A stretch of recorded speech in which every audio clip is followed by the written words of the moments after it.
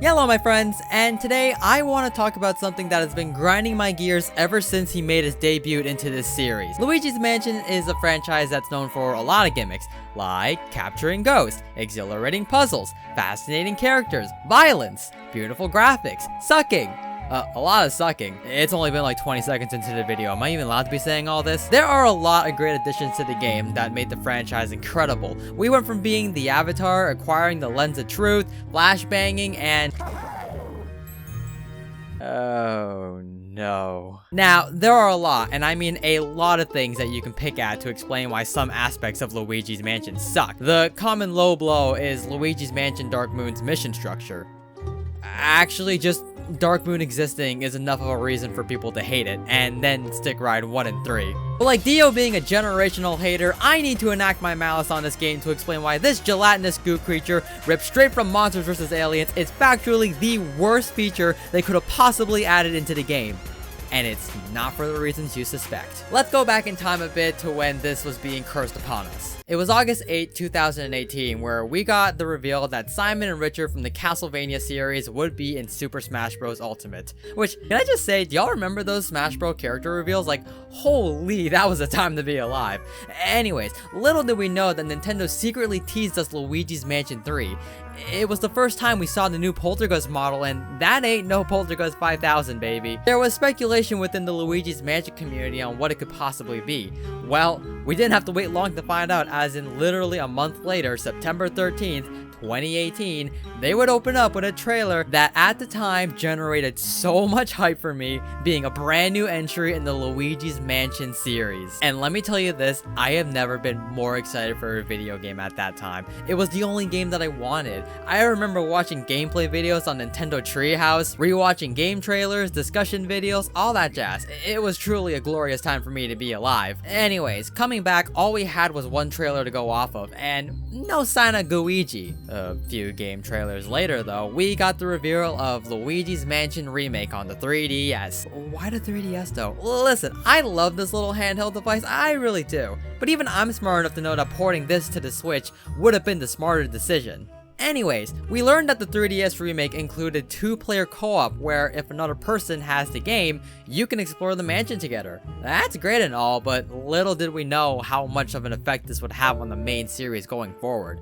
As we kept getting more and more trailers, we would learn that the goo inside Luigi's Poltergeist G00 is indeed Gooigi. The main new mechanic in Luigi's Mansion 3 is the inclusion of Gooigi, and honestly, it's a genius one. His inclusion brought in the ability for 2 people to share the experience of exploring a haunted mansion together. It also designed unique and interesting puzzles shown very prominently in Castle McFright, and more sillier interactions, especially in the cutscenes. The way they included Gooigi into the lore is also really freaking hilarious. Apparently, EGAD sent Gooigi back in time to the first game during the events of Dark Moon in order for him to be used as like a test dummy so they can like train him. Now, some people say that's weird, but I mean, come on. If any of you have played Mario and Luigi Partners in Time, you would know that EGAD discovered time travel a long time ago. Really, it's a lot of interesting lore going for this character, I'm not gonna lie, and apparently he's also edible and tastes like coffee. Come on, this character does not need this much of a lore dive. Now, all of this seems quite positive, you say. So, why do I hate Gooigi so much? Well, to answer that question, I need to talk about Tears of the Kingdom. This is important, I swear, please don't skip forward in time. So that being said, hey, did you just skip forward in time when I told you specifically not to?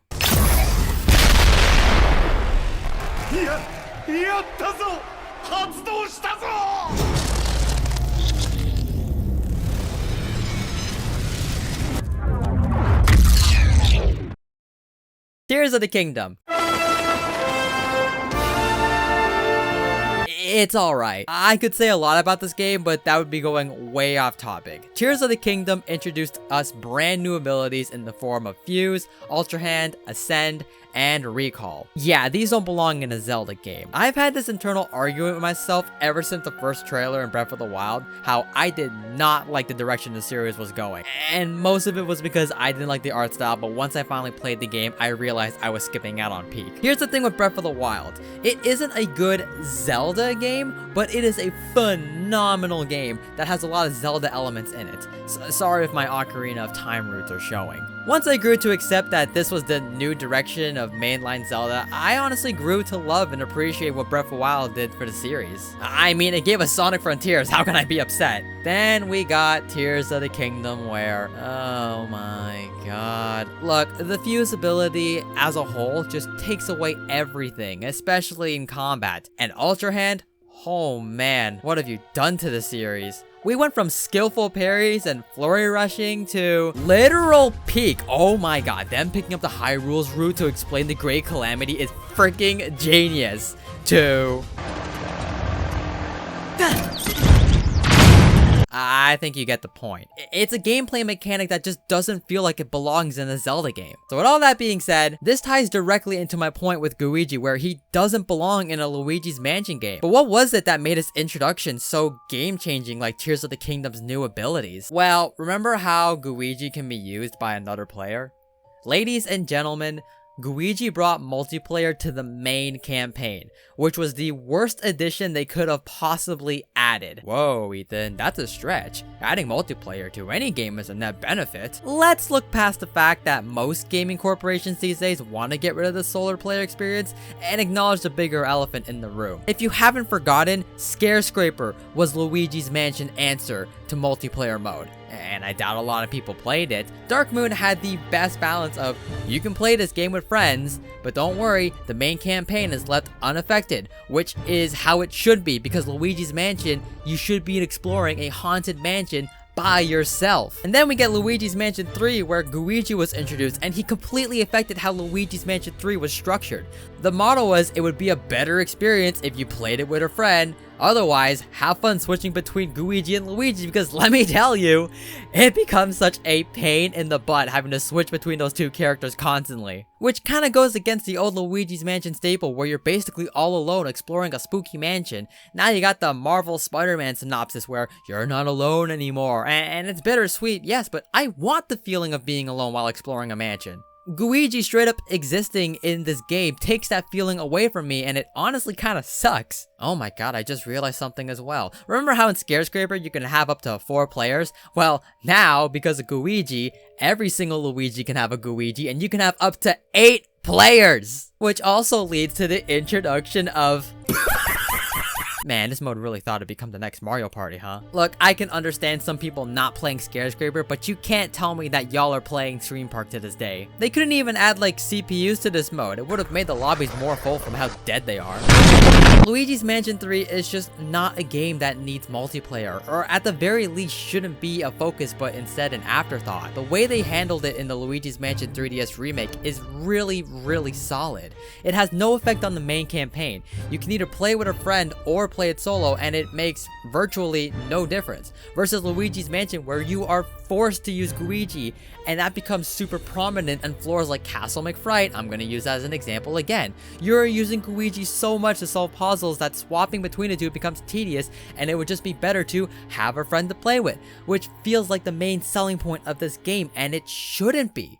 This isn't Luigi's Mansion to me. I don't know if I'm crazy for saying this, but I genuinely do believe that Luigi's introduction hurt how Luigi's Mansion 3 was structured, and I'm honestly quite fearful for if he gets introduced in Luigi's Mansion 4. This isn't a series that's gonna be the next best couch co-op game or the next Mario Party because it isn't meant to be that. What it does at its core is special and unique, and it doesn't have to try to be something it's not. I hate the idea that video games try to be so many different things at once. Sonic Lost World is a really good example of that. Sonic is supposed to be the fastest thing alive, an action platformer traveling at supersonic speeds. Here he's just trying to be Mario, which just goes completely against his core identity. And please, don't even get me started with Sonic Boom. I feel so conflicted with these thoughts because at the end of the day, yes, innovation is incredible and what the game sets out to do, they achieve it very well with flying colors. Like, Luigi as a concept works really well, but it just doesn't belong here. It feels like the core of what made it special is being stripped away and I'm being left with something that isn't recognizable and that feeling sucks. I love Luigi's Mansion. I love all the games despite their issues, I really do, and I only want what's best for the franchise. At the end of the day, these games are phenomenal, and I know Luigi's Mansion 4 is gonna be peak, but I can't help but fear that they'll double down on the multiplayer aspect, make the game extremely goofy and non-replayable. Yes, that's another big issue I have with this game. I don't know if I'm gonna make a video on that, because I do kind of want to switch up my content. I gotta beat the Luigi's Mansion content creator allegations somehow. If worse comes to worse and this gelatinous creature from my nightmares is in Luigi's Mansion 4, I don't exactly know how I'm gonna feel about that. But hey, at least Luigi's Mansion 2 HD exists, so I guess I can always fall back on that. Finally, I should probably preference that I don't speak on the behalf of the whole Luigi's Mansion community. I'm pretty sure there are people who are more diehard than I am, but what I really want to know is if I'm alone in this situation and my feelings with Luigi. Like, at the end of the day, Luigi existing isn't a terrible thing. I mean, come on, we got probably the best Super Mario anime of all time from it, but I definitely think he altered how Luigi's Mansion content is going to be handled in the future, and I can't help but be a bit scared because of it. So that pretty much wraps up my feelings on Luigi, and I feel like there's more that could be said, but I kind of want to pass the discussion over to you.